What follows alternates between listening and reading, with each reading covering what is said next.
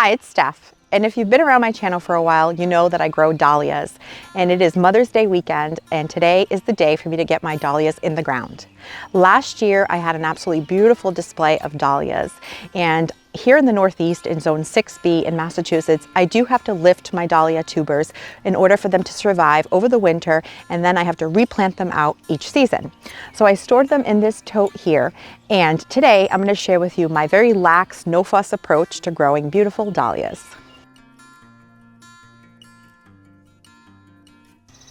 We're in my vegetable garden, and this is where I grow all of my dahlias. I like to keep them contained in this area because I have a lot of deer. And so what I like to do is plant them in these long beds that I have along the back of my garden. And these are two 6-foot long beds, so 12 foot long altogether by 2. And I pack my dahlias pretty close. I know there are suggestions about how far you should space them, but I pack them in probably about 6 to 8 inches apart. Because I have limited space, I like to get as many as I can in this small, compact area. Now, about storing dahlias, I have tried, this is my 4th year overwintering dahlias, and I've tried a few different methods. The first year I used shaved newspapers and I moistened them and I packed all my dahlias in there. I had a 50-50 success rate. I had a lot of shriveled dahlias that didn't make it. So I tried something new the second year, and I tried some pine shavings, which is animal bedding. Pretty inexpensive and affordable to buy, and I had a little bit better success.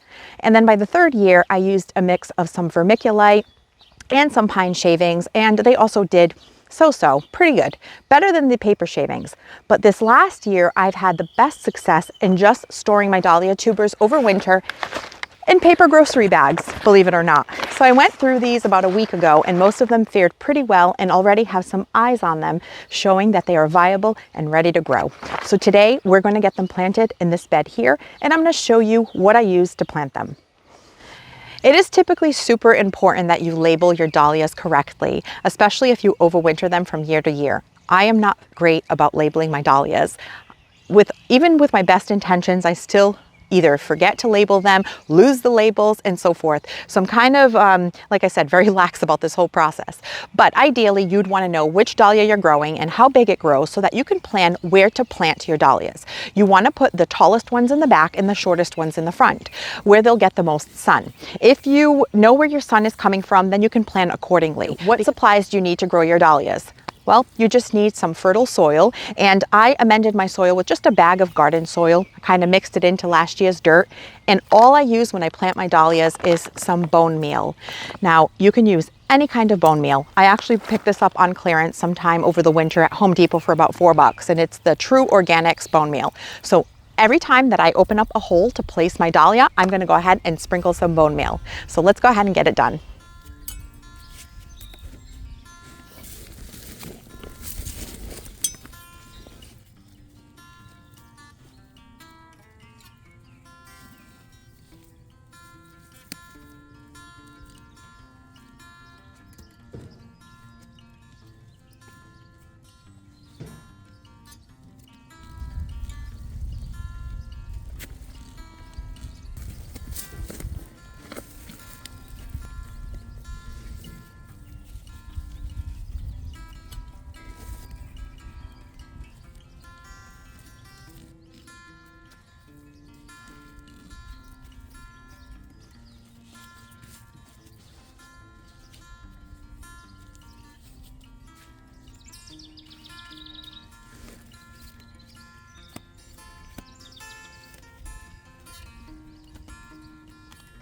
Here's my trench that I've been digging to place my tubers in. And it is recommended that you go down at least 6 inches. So my hole is about 6 inches, 6 or 7 inches deep. Of course, the bigger the tuber, the deeper you'll have to dig. And it is also said that you should space them 12 to 18 inches apart from tuber to tuber, because dahlias are pretty large plants, but I have limited growing space for dahlias. So I am doing my method, which I call high intensity dahlia tuber planting. And I'm only spacing them about 8 inches apart. Now, I've done this in the past and it's worked really well for me, so I'm going to continue to do that. But of course, feel free to do whatever works for you. If you have more space, then you can certainly go ahead and give the allotted space to the tubers. Now, when you place them in your hole, you want to make sure to place your dahlia tuber with the growth points facing upward. In a case like this, it's very obvious where the growth points are because it's already started to grow. If you don't see any eyes or any growth points on your dahlia tuber, you'll just place it in the hole, in the planting hole, on its side, and the growth points will then find their way to the surface. Once you place your dahlia tubers, you just want to go ahead and cover them back up with some soil.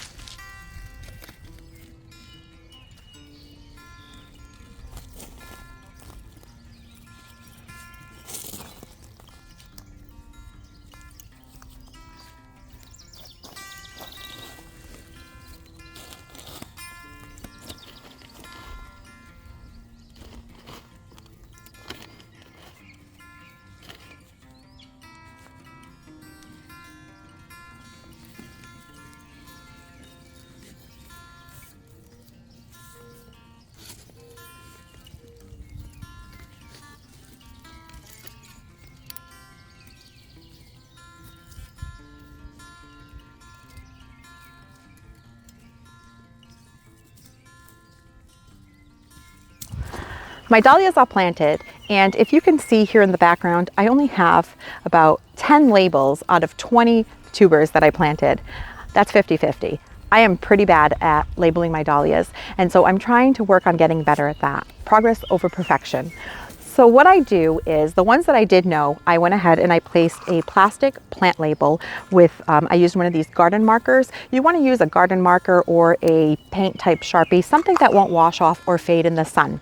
Stick your plant marker with your dahlia tuber as you're planting so that you know what you're growing in that particular spot.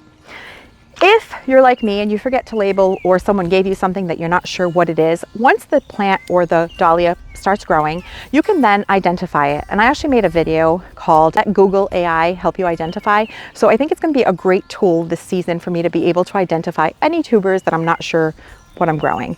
And I can link that video here for you to check out. But once you are able to identify what tuber you're growing, you can use something like this, which is a labeling tape. It's a plastic labeling tape. You would just break off a piece and tie it around the base of your dahlia. And then you label it so that once you lift it to store for the winter, you know what variety you've saved. And when you plant it next season, you'll be able to put a plant label in there and know what you're growing. Watering, that's the next step. So once you plant your dahlia tubers, you want to go ahead and water them in. And then you typically want to wait until you start seeing the green foliage emerge. At that point, it's actively growing and you want to make sure to water it occasionally. You don't want to water it so often that the soil becomes waterlogged and moist, because you don't want to risk your dahlias rotting. So just water them about once a week, twice a week if it's really dry or warm or windy, and you should be good to go.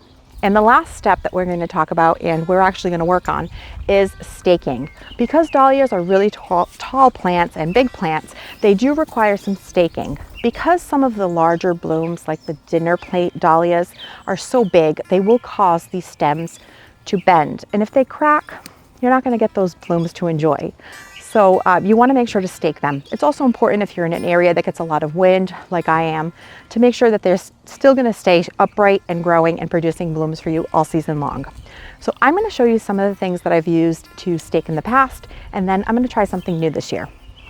And here are the stakes that I've used in the past. I have some wooden stakes, some bamboo stakes, as well as some of these plastic garden stakes. And what I would do is, when I placed my tuber in the planting hole, I would also place a stake so that I didn't risk hurting my dahlia tuber once it started to actively grow. But it constantly required me to have to tie up the plant or the growing dahlia to the stakes with some of these wire twisty ties, or some of these clamps, or even some garden twine. And if I fell behind on that for a couple of days, the plants would start flopping everywhere, which made things really difficult. So this year I'm going to try a new method, and I'm going to do something similar to what you would do to grow peonies. And I'm going to create, or try to create, a grid for them to grow through. Here's a really handy tip if you have some twine that you use in the garden. I just took an old breadcrumbs container and I poked a hole in the top, and I stuck my garden twine in here. Actually, I'm almost out of it. And it makes it really easy to just kind of pull the twine when you're working on something and cut it to the length that you need. So I thought I'd share that. I also really like having a mailbox in my garden to keep some extra tools or things like this. Really handy. Here's what I'm going to use to create this grid. I have these T-posts on hand from another project that I had done that I was no longer using. So I'm going to go ahead and recycle them. They are a little bit shorter than I had hoped they would be. I thought they were longer, but they're actually only 3 feet, which means that once we dig in this foot, we're only going to have 2 feet of height. But because there's an indent in them, I know that I can slide some bamboo sticks inside and get a little bit more height out of them. Ideally, I'd want to use a larger one, similar to what I have here with my cattle panel trellis. This is a 6-footer, but I don't have those on hand, so I'm going to go ahead and use what I have, and let's try to create this grid.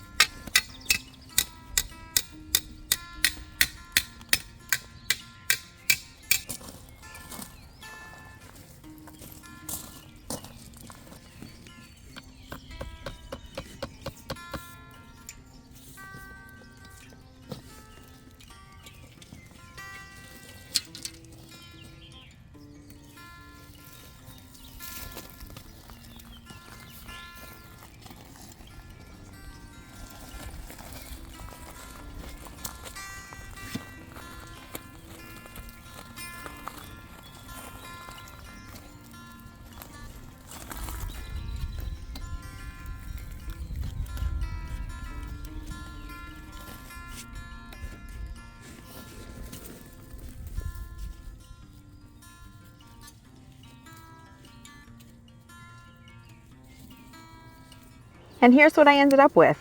I have this crisscross type grid, and I used what I had on hand, and for now it looks like it's going to be fine. These T-posts have these little teeth on them, which is really helpful to kind of stick your twine through and get it nice and taut. But as I got to the top of my staking situation here, these plastic posts don't really have anything for the string to hold on to or to fall into, so I felt like they were just going to slide. So I stopped here. I'm going to see how well this works out, and if I need to add a couple of bamboo sticks and continue staking as they grow taller, then I will. But I'm hoping that this method would sort of just corral my dahlias as they grow and cause them to flop or require a little less staking as the season progresses. Let's talk about fertilizing your dahlias. I amended this bed when I planted my dahlia tubers with some garden soil, and as I was planting the tubers, I also added some bone meal, and that's enough to get your tubers going and growing and creating a healthy root system. Once they're actively growing and have about 6 to 12 inches of growth, I will go ahead and sprinkle some of this Espoma Organic Plant Tone. It's a all-natural granular type of fertilizer. It's slow release, so I will sprinkle it and work it around each one of the dahlia plants, and that will continue to feed your plant and keep it growing. Now, once I start a fertilizer schedule, this is what I typically like to use. This Alaska fish fertilizer.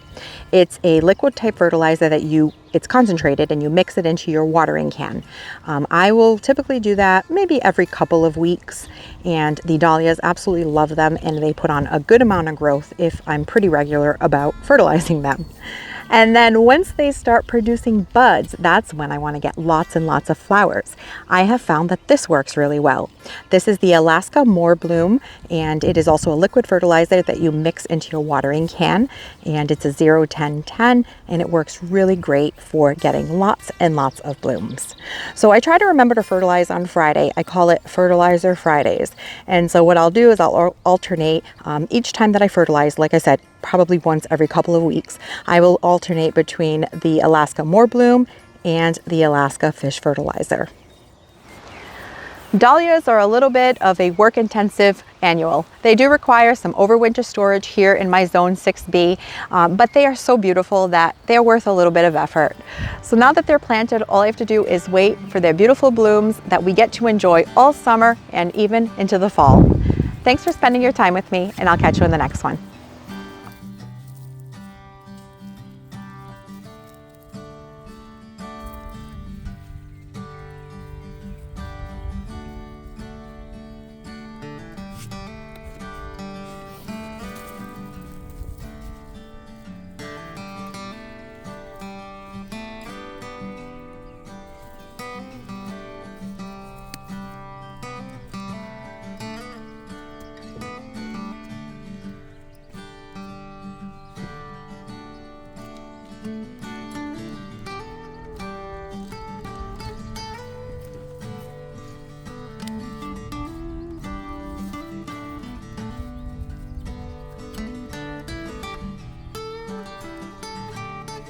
Thanks for watching this video. If you liked it, please hit the thumbs up button. And please consider subscribing so you don't miss any of my future videos. And we'll see you soon.